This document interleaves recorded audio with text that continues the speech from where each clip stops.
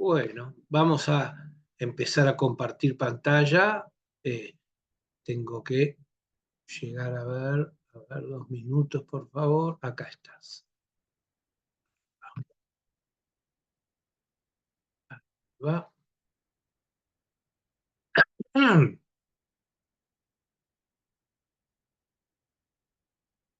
Compartir pantalla.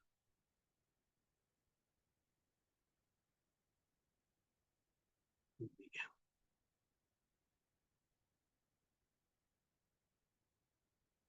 En realidad, la clase que hoy teníamos que haber tenido sería esta, pero no es posible porque Adriana está con estos virus que andan pululando y bueno, y me dijo, por favor, Fernando, cambiame la clase, la clase que vos tendrías que dar, que es la última clase, y yo doy esta la semana que viene.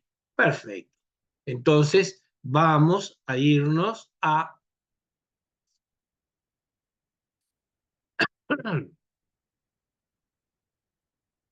Bien, entonces, vamos a ampliar. Ahí va. Bueno, no preciso ampliar nada, es simplemente... ahora sí. Bien, entonces vamos a hablar de un estudio de casos. Ustedes saben, ¿se acuerdan que ustedes que son estudiantes de geografía, algunos ya recibidos, saben que en el IPA nos hacen hacer muchos estudios de caso y nos dicen, tenemos que con los estudiantes hacer un estudio de caso. Bueno, me pareció una buena idea hacerlo con ustedes y se armó este capítulo que ya estaba armado en realidad, lo hemos mejorado desde el punto de vista de imágenes fundamentalmente, y fue hecho en colaboración con APRAC, que era una ONG que ya no existe más, que era la Asociación Pro Recuperación del Arroyo Carrasco, y el asesor de los directivos de APRAC era el doctor Alejandro Braseiro, que es un ecólogo de la Facultad de Ciencias, de hecho. No sé si alguno lo conoce.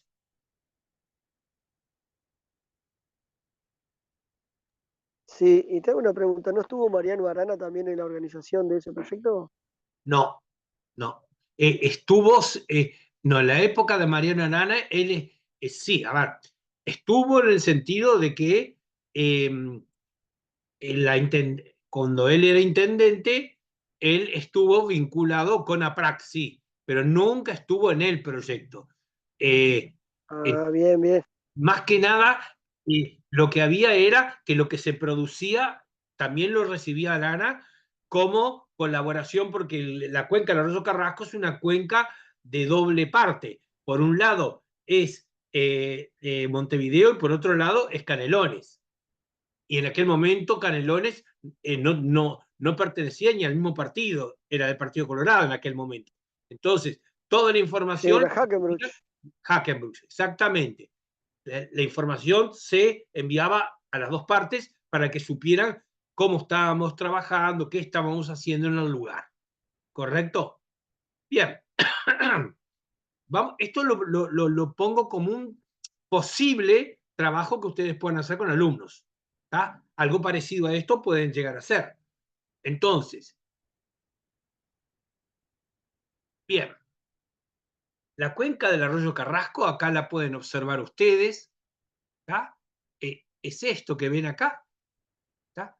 Y entonces, en realidad, esto es la cuenca de lo que quedó. La cuenca era enorme, era así grande la cuenca. Porque la cuenca, acuérdense que va desde las nacientes hasta la desembocadura del arroyo Carrasco.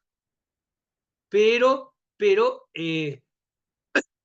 lo que acá figura no es la cuenca, es el humedal. Esto es lo que hay de humedal dentro de la cuenca. No es el límite de la cuenca como tal. Ahí va. Entonces, la cuenca del arroyo Carrasco tiene una superficie de 22.143 hectáreas, cubriendo parte de los departamentos de Canelones y Montevideo. Está formada por 4 cursos de agua importantes que son Arroyo Toledo, Arroyo Manga, Cañada de la Chacarita y Cañada de las Canteras. Estos cursos desembocan históricamente en el Gran Bañado, donde terminaba la zona alta de la cuenca. Y ahora les voy a dar una pequeña información geológica de cómo se originó en realidad lo que es gran parte de esa cuenca, salvo las partes donde la altura ya es muy, muy, muy grande, era en realidad una bahía.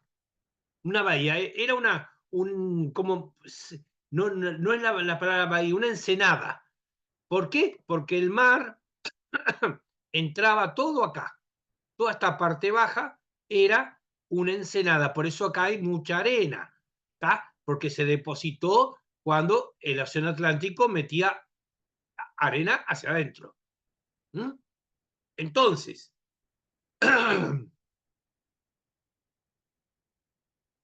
los bañados conforman un ecosistema muy rico desde el punto de vista de la fauna y la flora, con gran diversidad de animales y plantas. Estos bañados obran como una gran laguna de estabilización, evitando y depurando la contaminación que se recibía de la alta cuenca.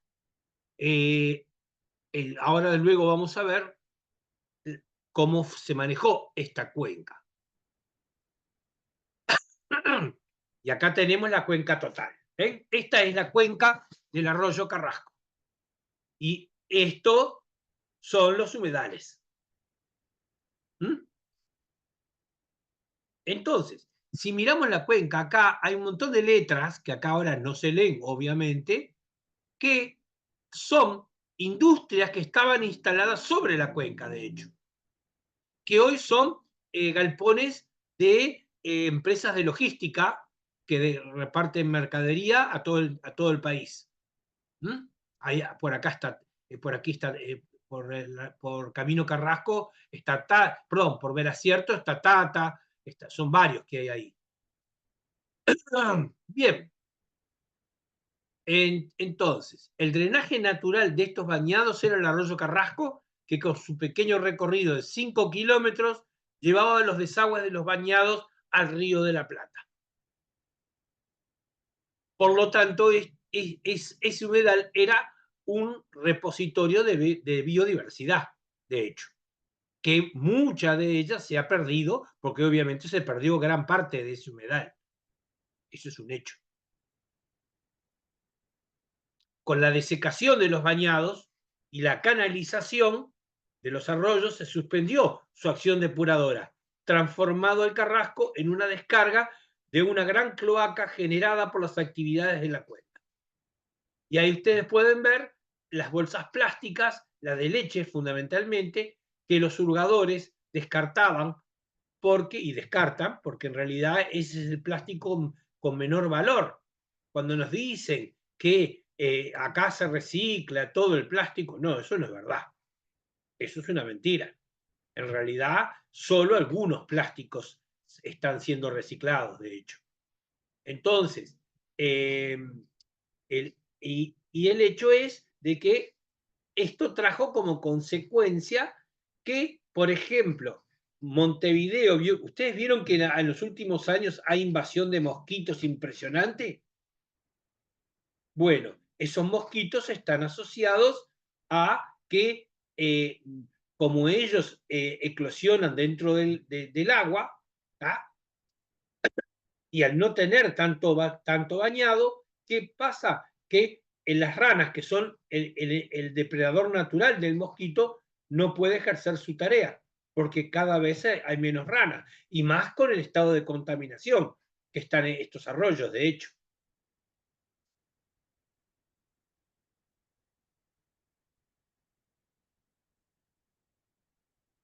La cuenca está formada por, ya lo dije, la Manga, Toledo, Cañada de las Canteras y Chacarita. Entonces, vamos a analizar un poquitito cada uno de ellos, ¿no?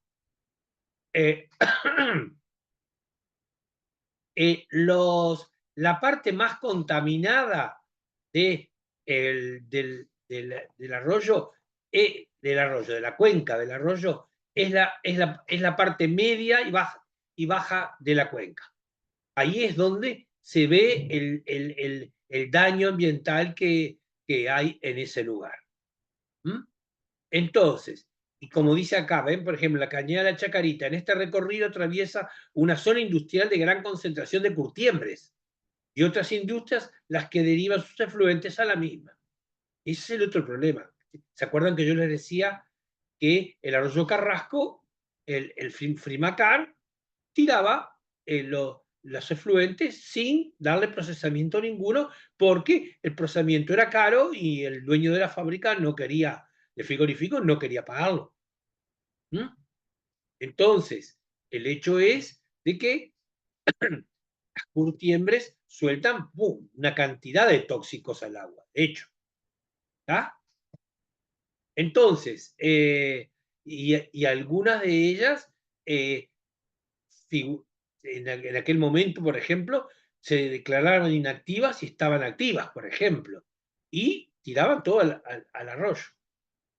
Porque si estuvieran si ellos declararan que están en actividad, hay un control de, por ejemplo, el cromo, que es uno de los elementos, ¿tá? El cromo y otros, y tienen que hacer una planilla explicando lo que salió o sea, cómo recuperaron ese cromo, porque la idea es que ese cromo no llegue al agua, sea recuperado dentro de la planta. Y eso, y ahí adentro hay chacinerías yo creo que la mayoría son clandestinas, ¿tá? Faenan chanchos y tiran los vertidos, y ahí tenemos carga orgánica, que eso lo vamos a ver en la próxima clase, de hecho.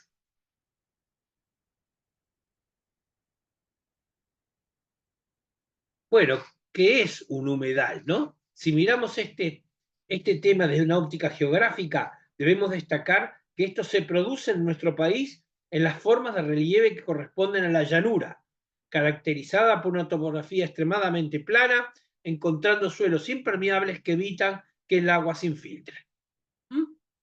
Y entonces, casi siempre los humedales de cualquier tamaño que puedan ser, siempre los vamos a encontrar a la vera de ¿cómo es? A la vera de la costa, sea fluvial o sea o, o atlántica. ¿Mm?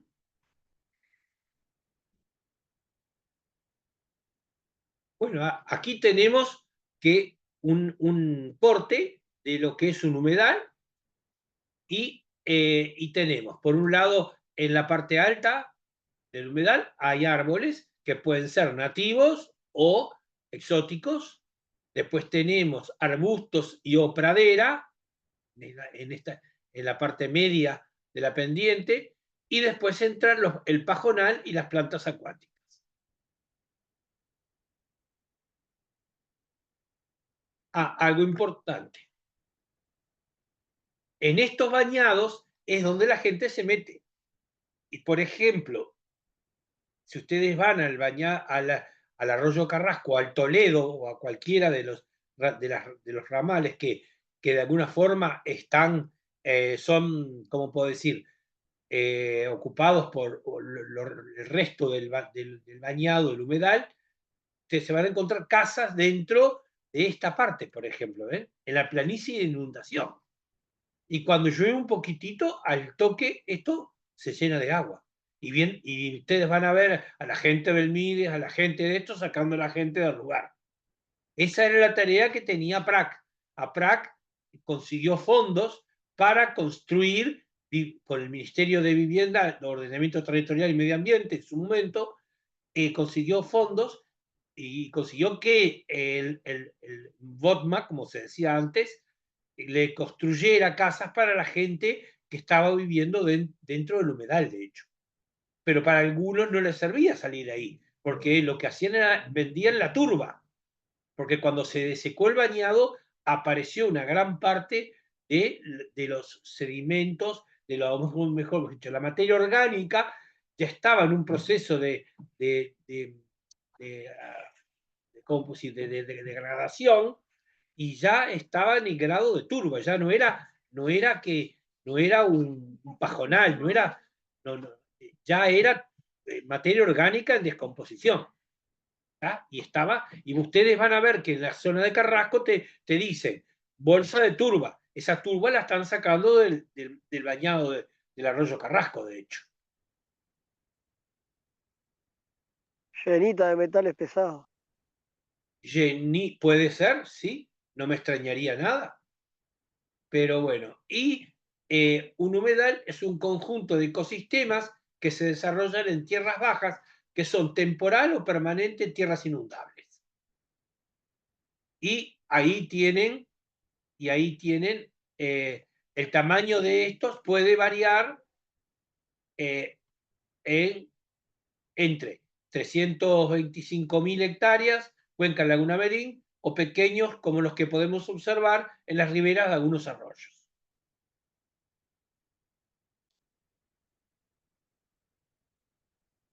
Son ambientes de transición entre sistemas terrestres y acuáticos. Bañados, pajonales, esteros son ejemplos de humedales. El agua es el elemento clave, es quien le da la vida y forma el humedal, influyendo sobre el suelo, la flora y la fauna. El agua de los humedales puede ser dulce, salobre o salada, recibiendo el nombre de marismas o bañados. ¿Mm? Ahí tienen un grupo de profesores de geografía y estudiantes de geografía en los bañados de Rocha, en la laguna de Castillos. Y esto también es la laguna de Castillos. Esto se construyó, a ver, ¿por qué se construye esto, muchachos? Los guardaparques, a ver.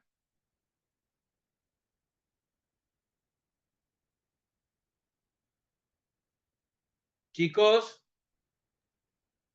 ¿Eso en qué parte de la laguna es Barra Grande? Barra Grande. Y bueno, normalmente esas pasarelas se hacen para facilitar este, la visita y contemplación y reconocimiento de los lugares, ¿no? Se hacen por lo general con finalidades turísticas. Turística, pero pero ¿por qué las costas? No solo turístico, porque ahí nos podíamos meter en un bote o con botas largas o con un montón de cosas, porque eso no es muy profundo, que digamos. Entonces yo ¿No pregunto, son ¿cuál es la conservacionistas esas razón? pasarelas también? ¿Son ¿Eh? para no degradar el lugar? ¿No son para no Muy degradar el lugar bien, también? muy bien, para Sí, no son, degradar el lugar. claro, las pasarelas y o senderos es como la zona de sacrificio, decir, bueno, está, esto hago el impacto acepto el impacto, porque no deja de ser un elemento disruptivo, no deja de ser una fragmentación, pero lo Exacto. limito la actividad a esa pasarela y no que cada quien pase por cualquier lado. Ahí va, ahí va. De eso se trata. ¿Mm? Bien.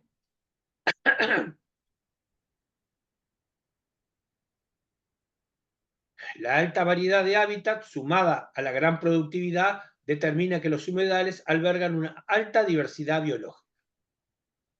Casi todo esto son los bañados de rocha, de hecho. Los humedales son ecosistemas muy valiosos. Dan hábitat y alimento a un gran número de especies, depuran el agua y regulan el volumen hídrico. Su belleza escénica los convierten en áreas ideales para el esparcimiento y actividades ecoturísticas. ¿Mm? Y yo les pregunto a los profes de geografía, ¿qué podríamos hacer en este ambiente si vamos con nuestros alumnos? A ver, ¿qué harían ustedes? Porque podemos ir y que lo vean, y ahí está el impacto visual del elemento, del ecosistema, ¿tá? Del humedal. Pero, ¿qué podríamos hacer para que el alumno aprenda algo más? Porque está bueno que es un impacto, es un lugar diferente a todo lo que ven, porque viven en el cemento, etcétera, etcétera, etcétera. Pero yo pregunto, ¿qué otra tarea o con quién trabajarían, con quién irían ustedes a visitar este humedal, por ejemplo? ¿Con qué docentes irían a ver esto? ¿Con algún profe de biología? Con algún profe de biología, los que tuvieron alguna salida del IPA desde Montevideo, ustedes han visto que iban alumnos de biología con nosotros. ¿Estamos de acuerdo? Sí, se habían cortado eso, íbamos solo geografía y biología separado y este año se juntan de nuevo. Bueno, me alegra mucho, porque esto es un trabajo transdisciplinario, de hecho. ¿Está claro? ¿Y a quién más? Pero solo nos quedamos con biología. Aunque no vaya con nosotros durante la formación nuestra en el IPA. Y química, ¿A quién podemos invitar? a química. A química. A química la podemos invitar. Y hacer un monitoreo visual. Y determinar algún parámetro y que ella lleve alguna valijita con un pHímetro, que lleve a un conductivímetro y alguna otra cosa más. Y ahí tenemos. ¿Está? Digo, por ahí va la cosa. Entonces, ¿quién más? Piensen, ¿a quién más podemos invitar? Invitar tanto en el aula como en la salida de campo, obviamente.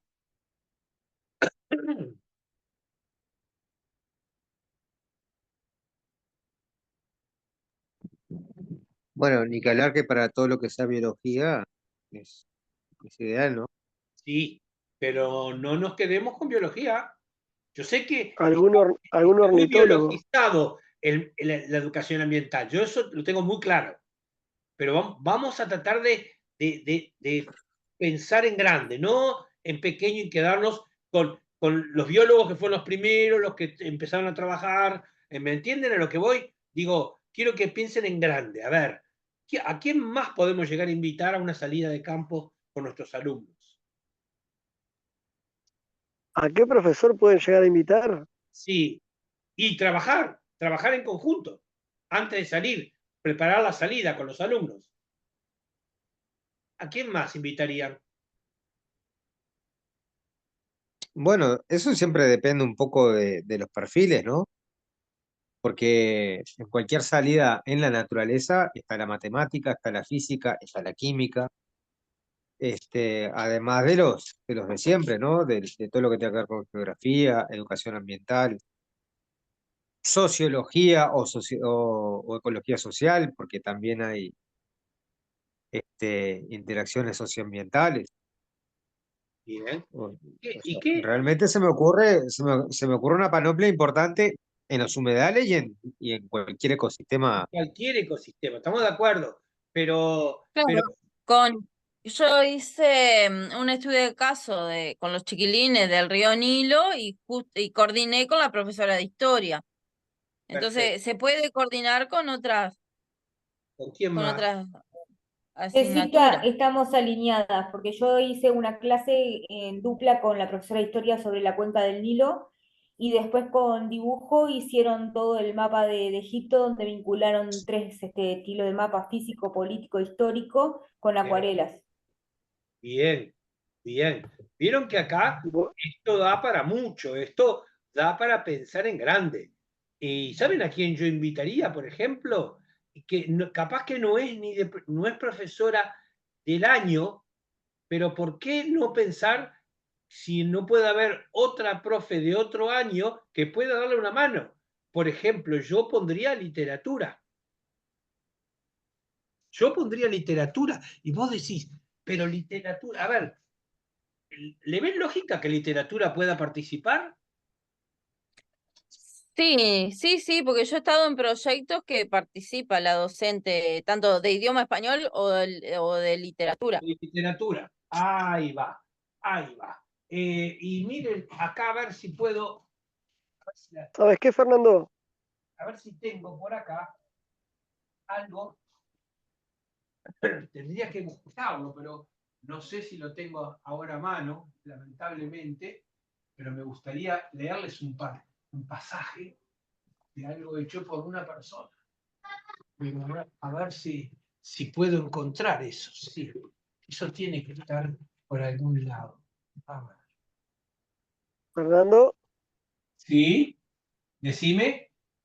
también está el tema de la bioética en filosofía en algunas clases. Sí, por supuesto, por supuesto. Pero por eso que no tenemos que pensar, no, tenemos que romper la cabeza que yo solo puedo hacer algo con el docente que está a mi lado. ¿Entienden lo que voy?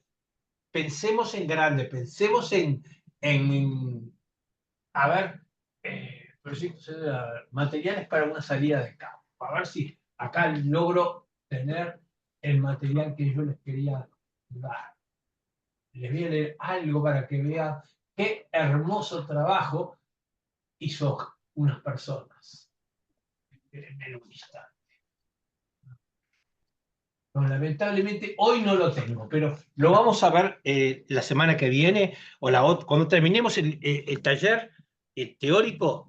Yo voy a proporcionar material para que vean y les voy a hacer llegar algunos de estos materiales a ustedes para que los trabajen con los alumnos. Hay un material que se llama Los árboles cuentan su historia. No saben qué hermoso. Hecho por una persona, por un escritor, una escritora, mejor dicho. Además también acá podemos poner la música, por ejemplo, porque cuando vuelven de la Ah, salida pueden crear una canción con lo que vieron. correcto, correcto. Y antes de ir, pueden escuchar. ¿A quién podrían escuchar?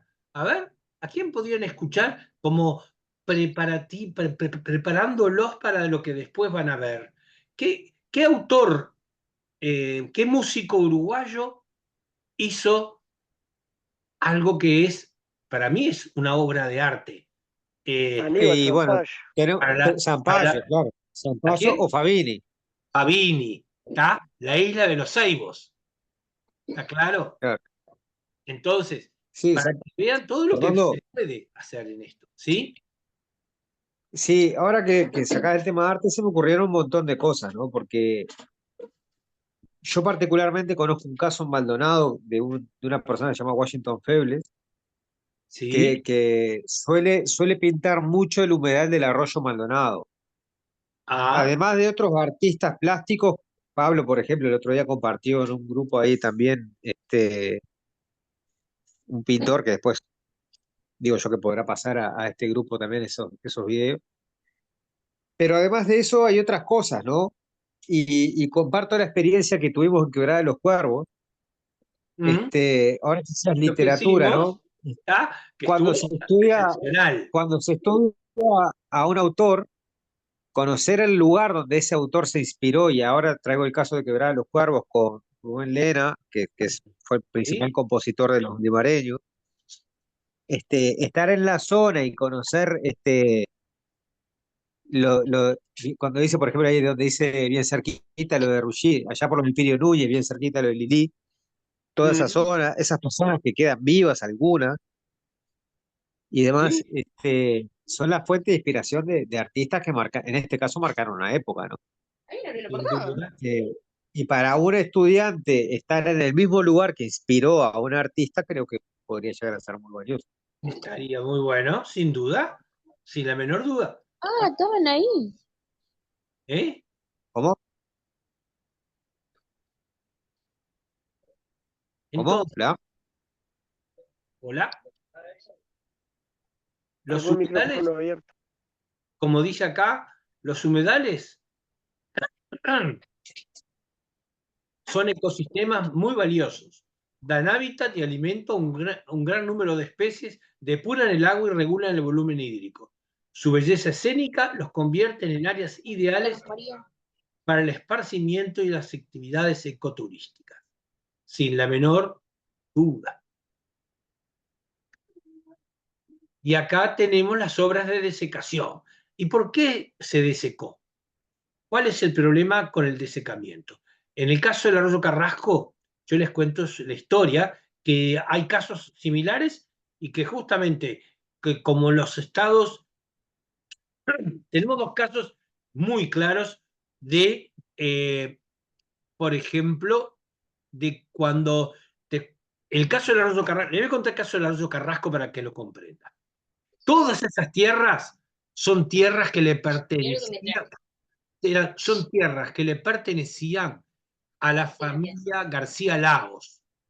Los García son los que recibieron los títulos de propiedad por el rey de España. ¿Tá? Y cuando se forma la familia García Lagos, ¿tá? Muere por favor, por favor, el micrófono. 2.000 pesos. Por favor, el micrófono está abierto.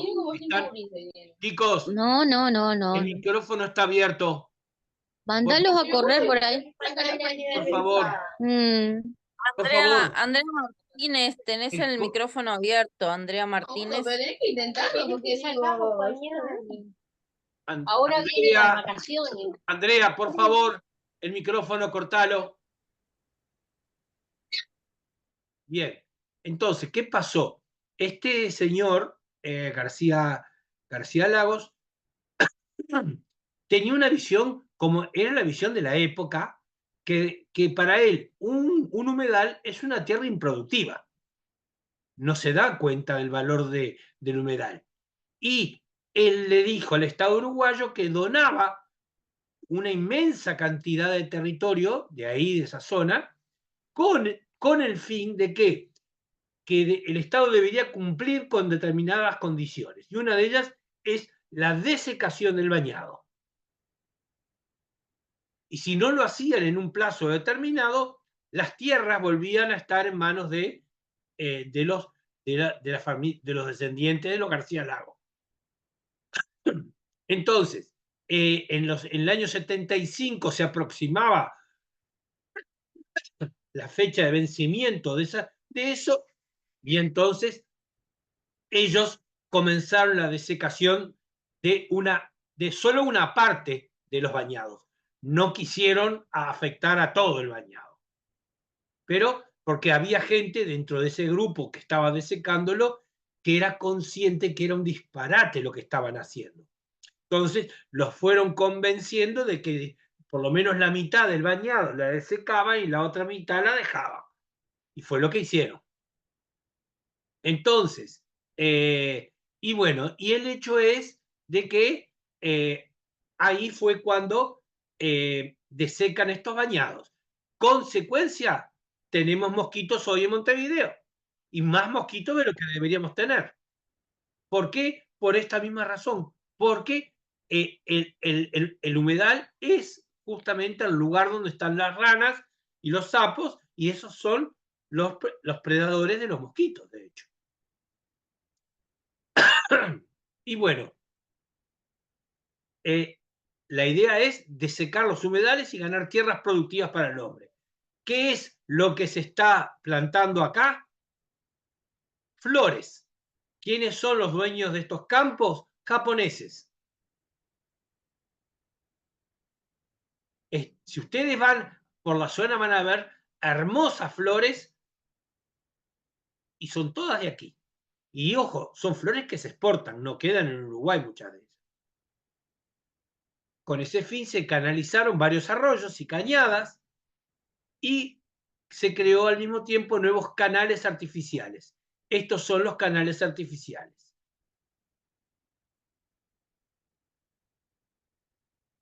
Estas obras redujeron notablemente el tiempo de residencia del agua en el humedal, determinando la pérdida de grandes extensiones de hábitat. Acá está el área desecada, ¿ven? Todo eso se desecó.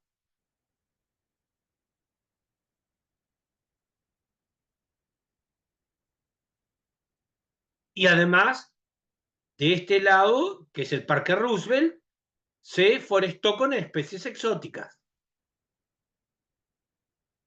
¿Mm?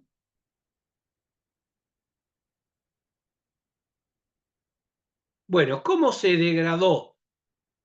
¿Cómo se produjo la degradación ambiental del humedal? ¿Por la caza y la tala? por la contaminación, desecación, asentamientos ilegales, plantas invasoras. Porque empezaron a plantar plantas muy invasoras, de hecho.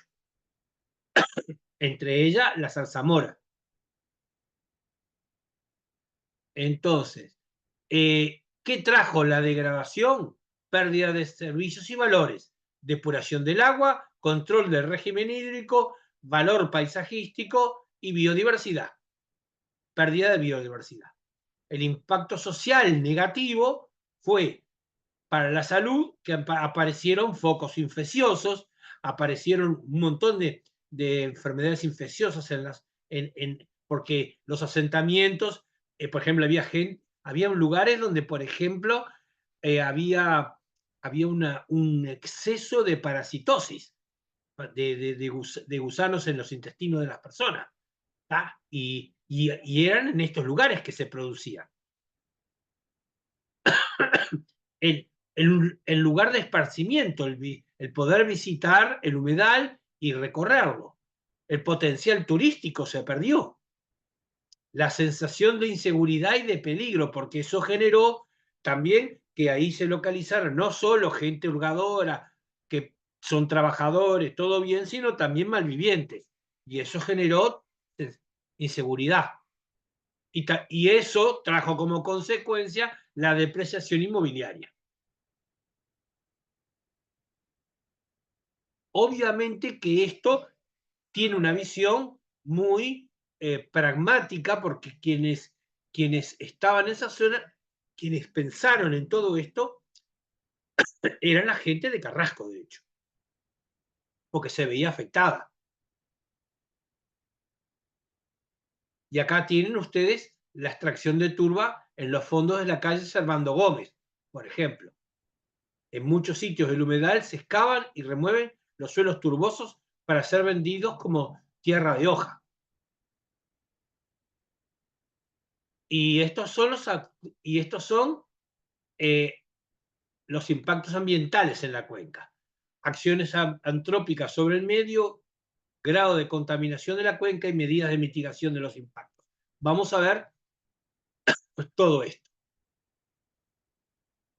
Contaminación. Por un lado, en los efluentes al arroyo. Por otro lado, observen la montaña de plástico que hay aquí. Es impresionante. Asentamientos irregulares a la orilla de los arroyos. Estos lugares, cuando crecen los arroyos, se inundan automáticamente. Y a su vez, trae como consecuencia que ahí se depositan los gusanos y los niños que viven ahí terminan enfermos con gusanos en los intestinos.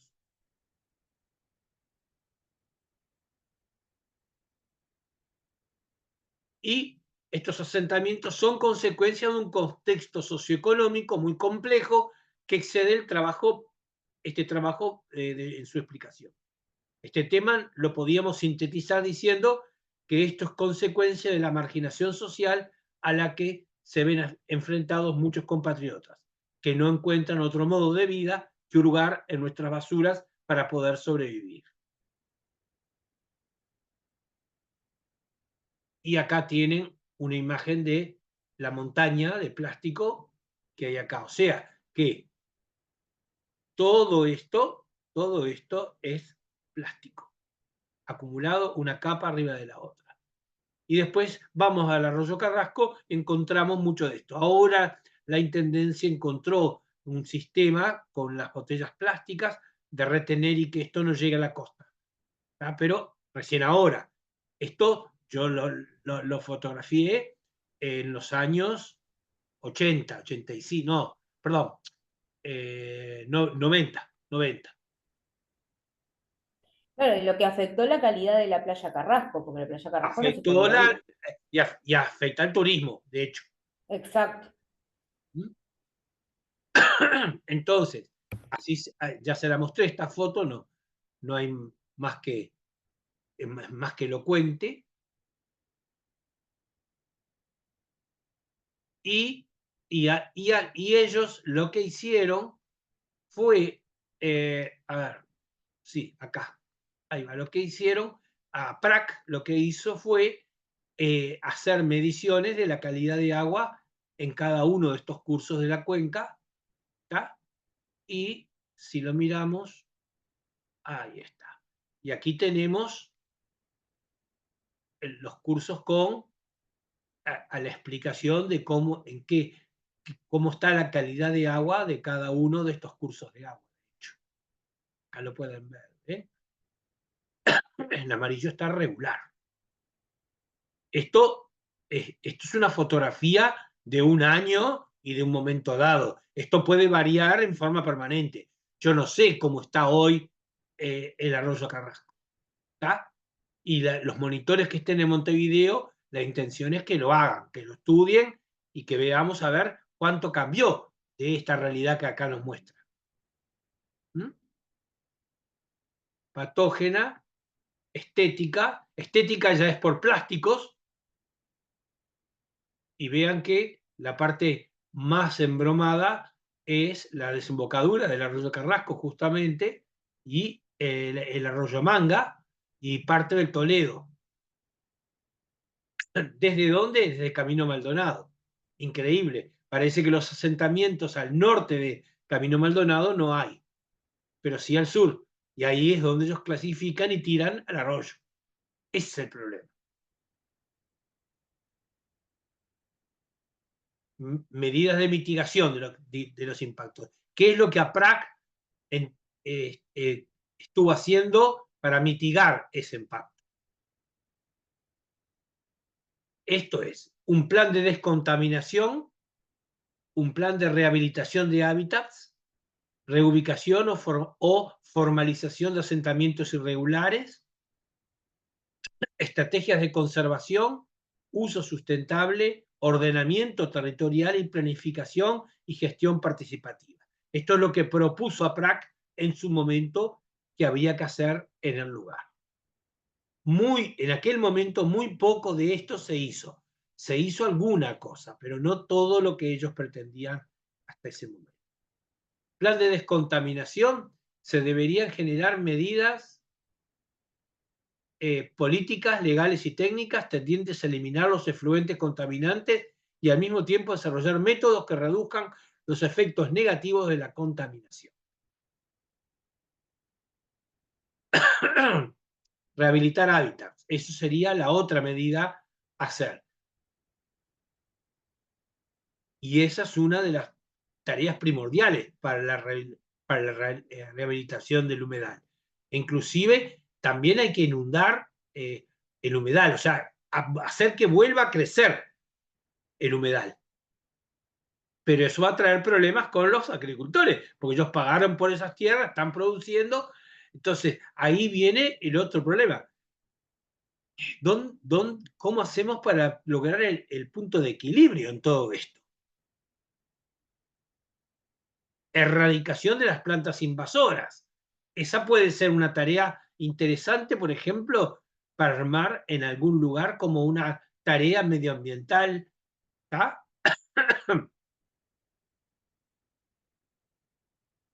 Y bueno, y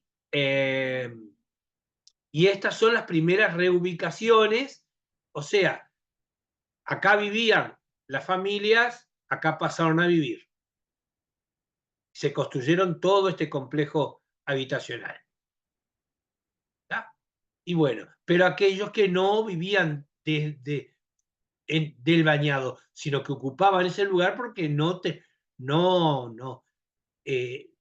a ver, ellos buscaban y siempre le pidieron que a donde los realojaran no estuvieran muy lejos de la ciudad de Montevideo, porque si no ellos con sus carritos no podían andar. ¿Tá? Creo que ahora ya no pueden andar, aunque hay carritos todavía, pero son los menos. Estrategias de conservación,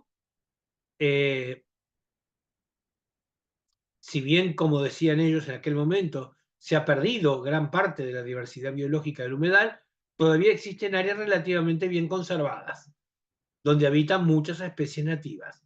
Estas áreas deberían ser identificadas y conservadas mediante planes de manejo específico. Y el uso sustentable, por ejemplo, sería con el cardo hacer cestas, cestería, quinchado, etcétera, etcétera, etcétera.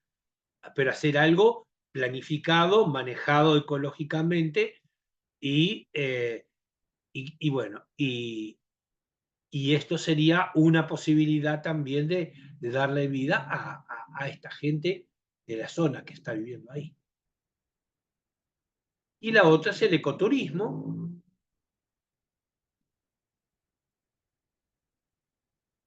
Y APRAC hizo en su momento un sendero de interpretación ecológica.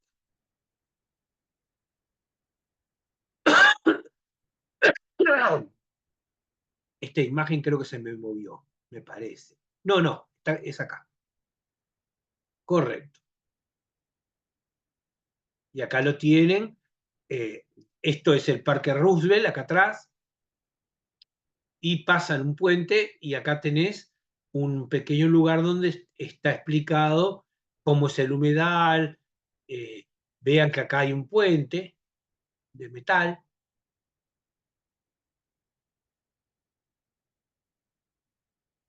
Aquí tienen otro. Ahí está. Hoy creo que está muy venido a menos porque al no estar más la ONG quedó en manos de las autoridades municipales. Sí, no creo que lo hayan mantenido. No lo sé. A mí es lo que me dijeron, que en un momento estaba hecho así, trizas. Pero bueno, vamos a pensar que en estos momentos han hecho algo bien. Entonces,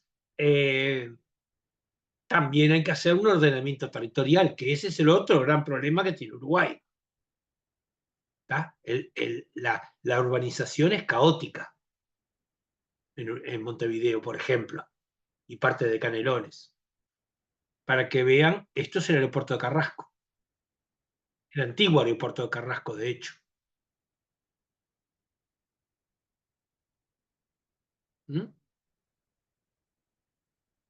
Y acá pueden ver la superficie de lo que va quedando del humedal.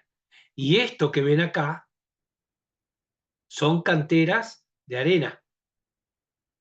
Esto es minería para la construcción. Son las canteras que están sobre la ruta interbalnearia, sobre Gianastasio, mejor dicho, no interbalnearia, Gianastasio. Entonces, ¿qué son estas canteras? Son depósitos del mar de hace 15.000 años atrás, cuando el Océano Atlántico ingresó hasta ahí. Cubrió todo esto, el Océano Atlántico.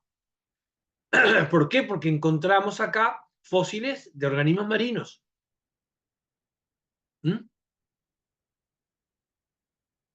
Y ahí tenemos la componente geoturística.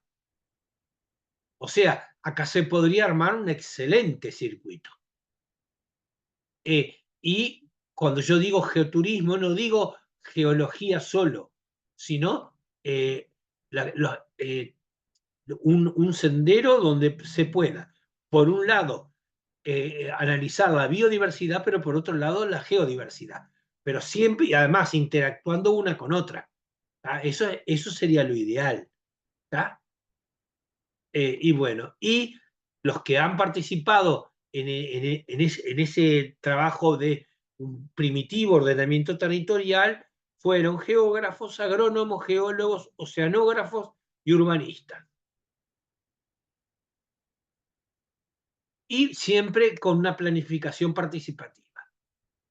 Y acá están estudiantes de uno de los liceos de Carrasco haciendo los estudios de calidad de agua. Y para eso este proyecto necesita, y por eso que ahora logramos tener una personería jurídica de una ONG para presentarnos a los fondos para poder comprar unos, ¿cómo se le llama a estos? Tiene un nombre.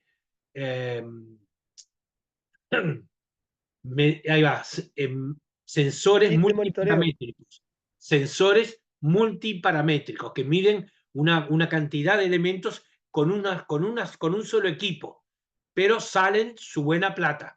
Pero por eso que estamos ahora recién empezando a encarar esto, y por ahora nos vamos a conformar con lo que la OCE nos pueda dar como valijas para, si es que nos da, esperemos, estamos ahora presentándole una nota a la OCE para medir por lo menos algunos parámetros básicos. Y esas valijas van a recorrer cada lugar donde vivan ustedes para que ustedes hagan su experiencia también. Claro, si lo pueden lograr con el liceo, fenomenal. ¿tá? Pero si no lo pueden lograr, lo vamos a hacer de esta forma. Bien. Y siempre con planificación participativa. Ahí me ven a mí, hace muchísimos años atrás, cuando una estudiante del liceo preocupada porque se estaban ahogando gente en una laguna, de Ciudad del Plata, ¿tá? Y estaba preocupada que cómo tiraban basura y adentro y esto de la contaminación del agua. Bueno, y armamos un grupo de trabajo en el que estuvimos haciendo talleres con los vecinos en la zona, que después quedó en la nada, lamentablemente, porque ahí entró el factor humano, que es complicado, no es nada fácil. Y no solo fallamos nosotros, falló hasta la propia Universidad de la República, que vino a hacer algo similar a lo que nosotros también estábamos haciendo. Lo que pasa es que no es fácil. Y bueno, y entonces,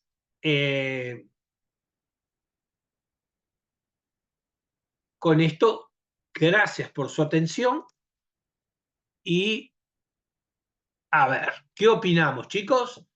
¿Qué es lo que les pareció esto que les mostré? ¿Alguna idea tienen ustedes?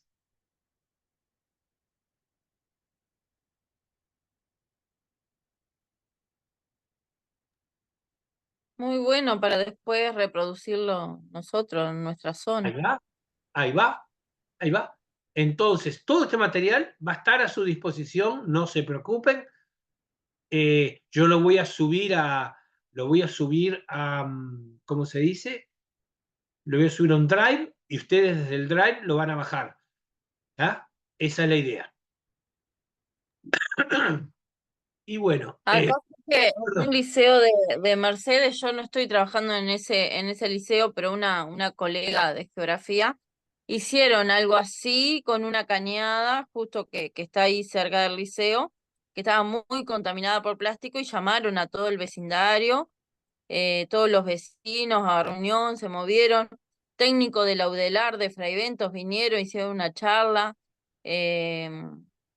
sacaron muestras, creo que me dijo, sí, hicieron un proyecto re lindo y los vecinos dice que se unieron y se comprometieron a tratar de ir limpiando y no contaminar más. Bien, bien. Me alegra muchísimo. Y yo lo que les pido es que los materiales no solo queden con ustedes, difúndanlo entre otros colegas que no vinieron a hacer el curso, no importa.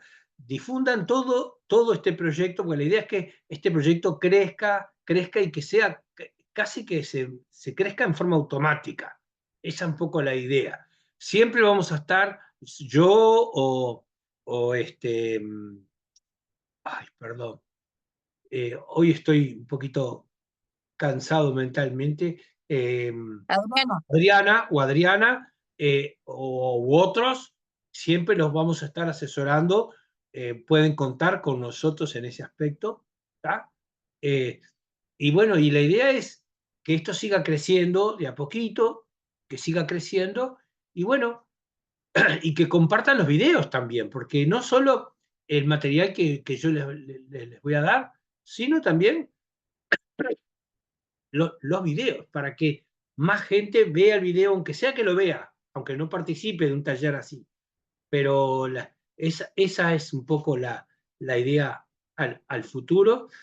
Y bueno, y como les dije también, si se consigue algún pasaje que alguna empresa les pueda dar algún pasaje explicando, y si tenemos que hacer una nota, la hacemos, no tenemos problema ninguno, porque todos sabemos que en Uruguay quien tiene padrino no muere infiel, dice el refrán, ¿no? Entonces, si tienen conocidos, alguien en la agencia de viaje que puede darnos una mano, fenomenal, vamos arriba. ¿Ah? Esa es la idea. Y bueno, agencia de viaje, no, perdón, agencia de ómnibus, me equivoqué. Y bueno, y entonces vamos a ver qué sale de esto. Nos queda una clase para terminar la parte teórica y después vamos a empezar a trabajarlo todo lo práctico. ¿Tá?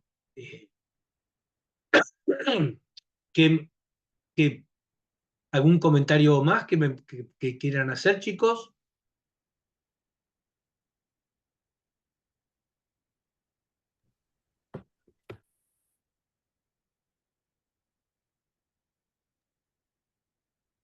No, yo por ahora no.